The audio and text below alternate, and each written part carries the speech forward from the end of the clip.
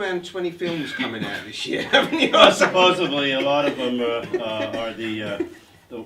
well, you get a stack of scripts as an actor, and then they kind of change, and they move over here, then they go in the corner, then they get refunded, and you dust it off, and you go, what was my character again in this? Oh, that's why I love that. So yeah, it's an interesting business that we're in, because there's the business aspect, the artistic aspect, everybody coming together and telling a good story. I do have a wonderful short film called One Please. It's a 15-minute silent short that was produced and written and directed by Jesse Burke, who is an orthopedic surgeon out of Arkansas in the States. And it was a late entry, running up against about 85 late entries for Sundance in the short film category. And it was the first time the board had voted unanimous to get it in. It'll also be at Tribeca. You can Google it on IMDb, and sometimes it is playing on the internet. It's absolutely Rod Serling-ish. It's brilliant. Yeah. In The Hills of Eyes, obviously you was born with this deficiency where you've got no sweat glands. That's right. And there is a name for that, which I'll let you... Sure, it's called hydrotic ectodermal dysplasia.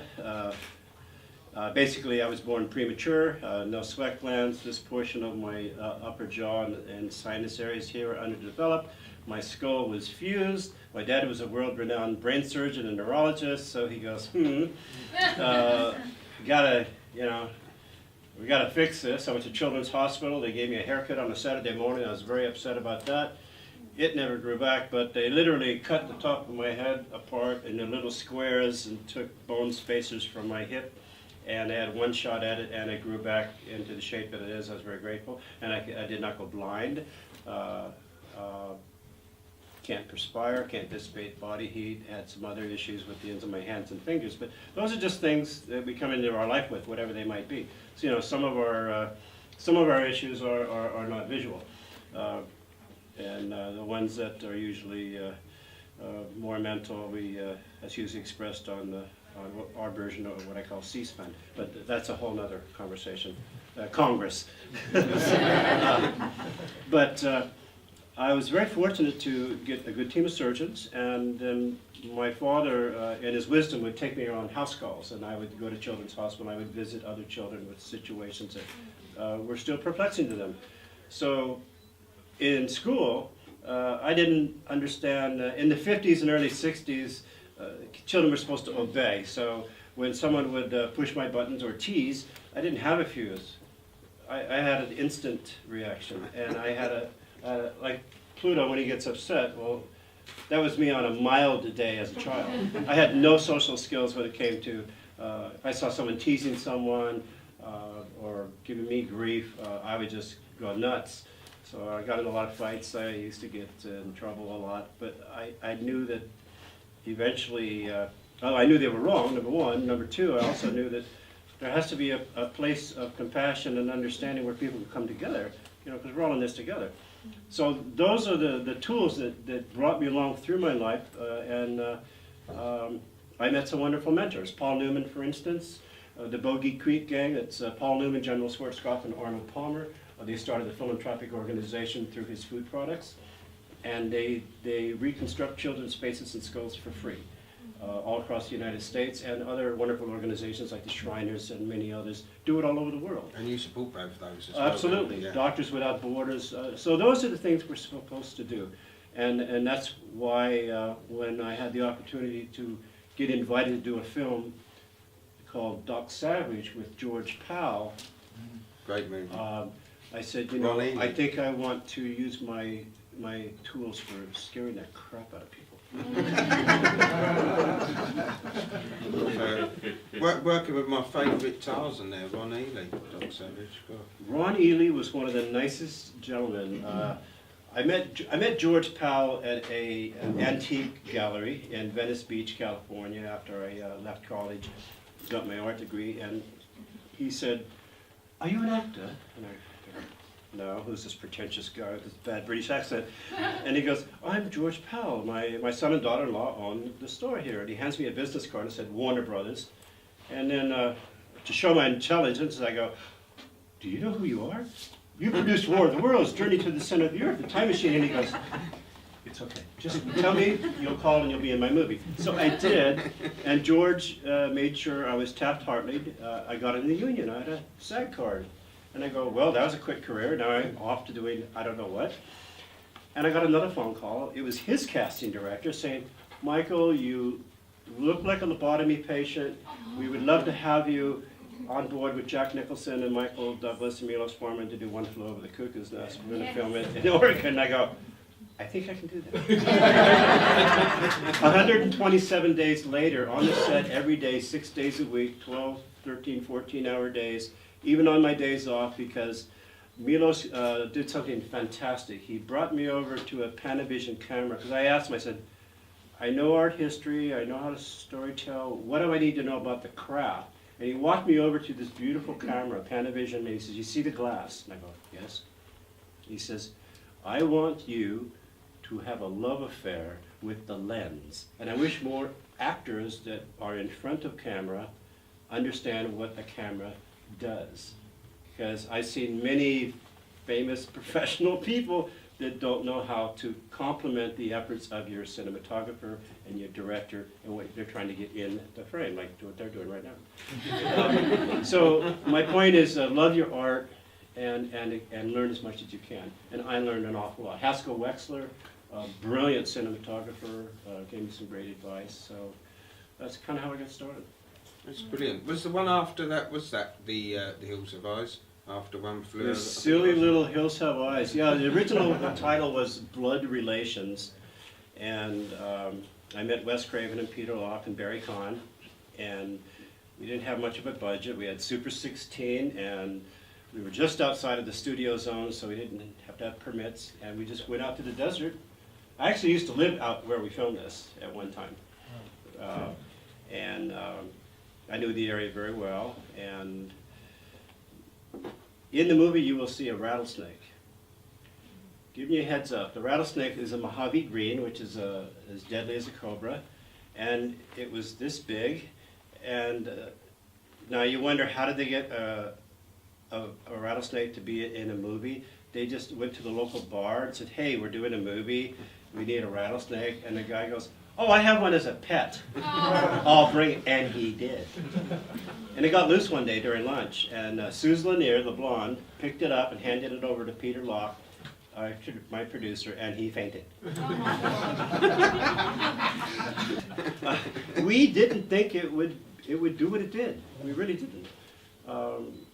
It just had a visceral impact. I wouldn't change a single frame. There is a scene where the father explains and he asks the question, well, how bad was it? Well, it's comic relief, it sets you up for, and I wouldn't change a single frame. Out of all the roles that you have had, what's the favourite one to you? What's the one that means the most to you, sort of personally? Film, it would have to be One Flew Over the Cuckoo's Nest. Not just because it won the Oscars, but it had a wonderfully talented group of people. And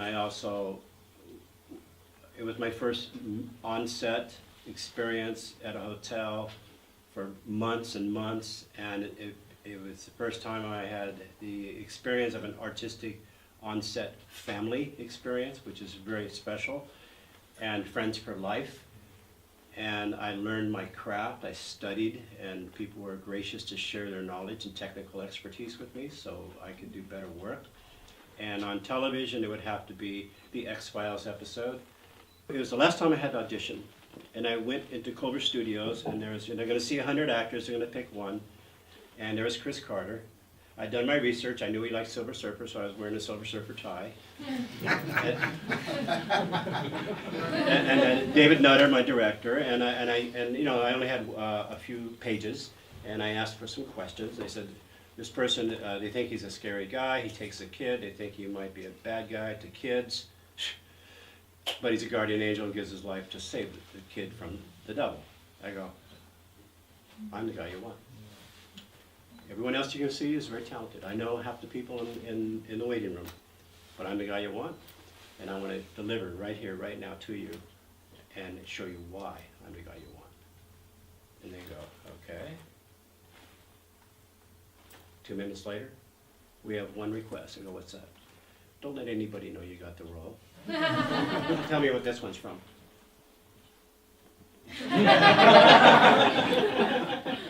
Music video.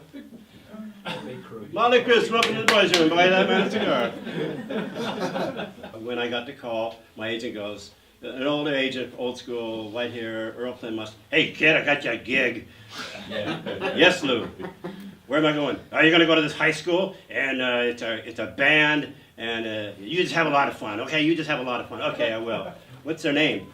Motley Crue. Motley Crue. Yeah, that's it. You go have fun, kid. I go, thanks. So I immediately called up a friend of mine who was a driver for an admiral at the Pentagon and a film historian. I go, Johnny, you're my designated driver. So I'm gonna do a music video with Motley Crue. Leave the rest to your imagination. Next generation to be Captain Ricks. I went to pick my kids up from grammar school. When I left the set, I had just enough time to break the speed limit, pass a cop at 85 miles. I rolled up next to it because I called the school and I said, I'm picking them up, don't put them on the bus, because I wanted to leave my makeup on and let all the kids go, that's your dad? You know. And then we went shopping, and I had a bag of stuff to get it all off, you know. So I'm blue with spots and a split all the way up here. And I'm rolling down the highway just north of LA and I end up to Palmdale. And I see a cop in front of me. I'm going, I'm either going to jail or it's going to be cool. I look in the mirror, look at me, and I go, oh, it's going to be cool. So I start rolling past him, and he's doing 5 over the speed limit, and I'm rolling past him. And he gives me the dirtiest, how dare you look. And I look at him and I do this.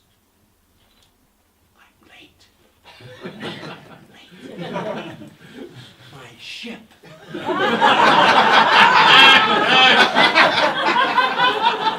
Late. Shit.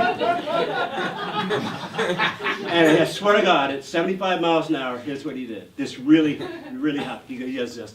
You're me, I'm him. Closed his eyes and went. And would not look at me. And I took that Pontiac and put it to the floor. I hit 95 miles an hour, and then I said, there must be a roadblock up ahead of the machine. And I made it just in time, got in the classroom, and the kids were really cool. When I worked for Bob Dylan as a guard, my German Shepherd Wolf got bit in the face by a rattlesnake, and I had to get her to a vet's office that had anti-venom. Now, I'm going to make you all cry.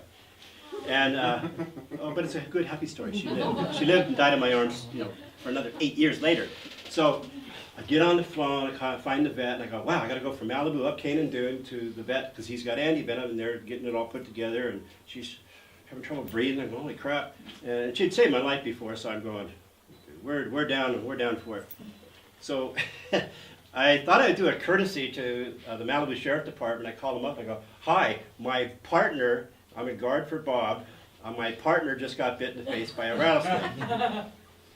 Here's my destination. I'll be traveling up Canaan Dune Road. Here's my truck, bright red truck, flashes on, my guns are on the rack.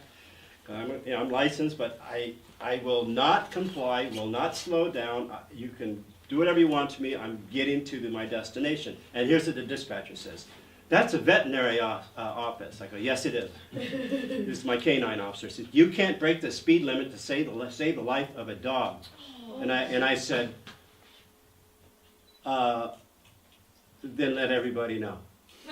I will not stop. So I'm rolling up the road, and I was doing 90.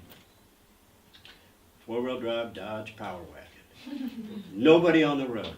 We're getting to the apex, got to come down the hill, go about another 3 miles, and I see a sheriff coming toward me the other way. Turns his lights on. My heart jumps out of my skin. I'm just freaking. I'm going, what do I do?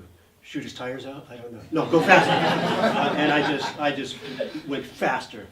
And he comes around.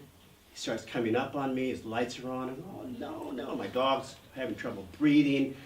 I start slowing down.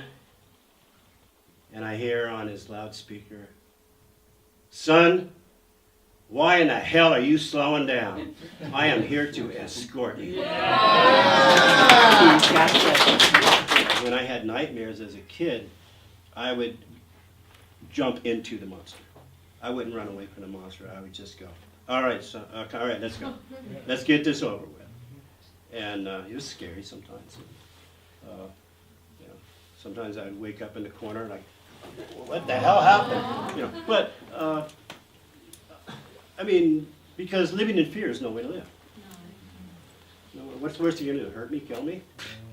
Well, if you do it quickly, then. But it doesn't have to be that. I've got people on my Facebook page posting from almost hateful stuff, and I'm getting them to go, well, oh, good point. I do love my family. Yeah, yeah. I mean, that's why we tell these stories. That's why we scare the hell out of people. That's why we go to outer space to look a blue orb, the only one around. I think maybe we should love her, take care of her. Yeah. I mean, there's so much work to do, and our kids know the difference, and that, to me, is what keeps me going.